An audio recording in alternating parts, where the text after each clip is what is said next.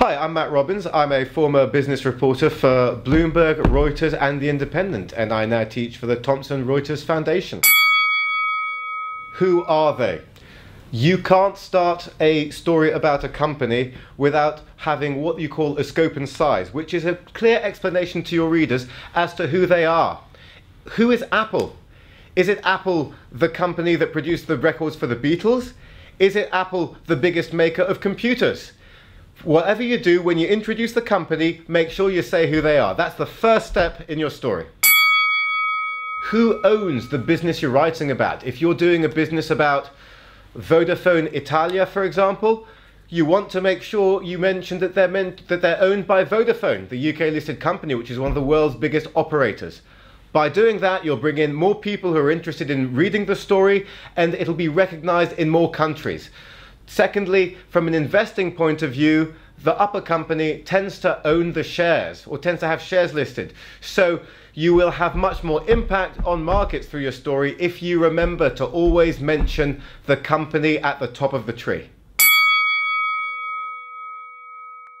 Always go for color. You're writing about something which is pretty technical, pretty financial in some ways, but there's no reason to write about it like that. So, for example, look at the history of the company.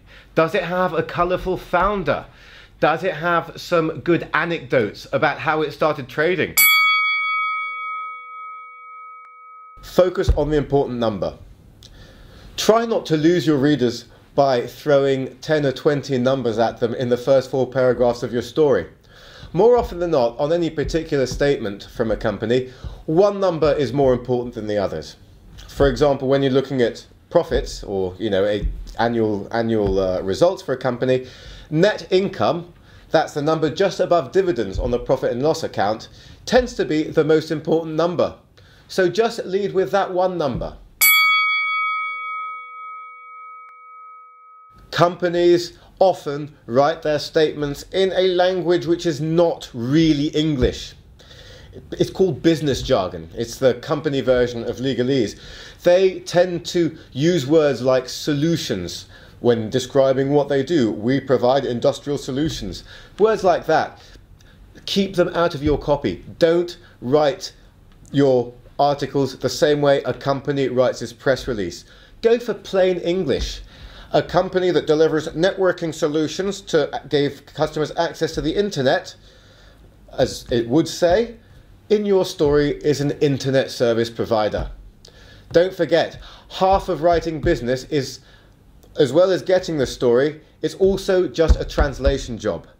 Don't forget that aspect.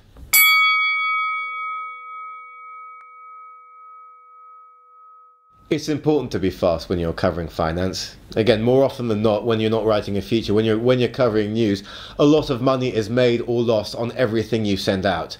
So you need to be fast. You need to try to be there before the competition. But being fast has to come after being right.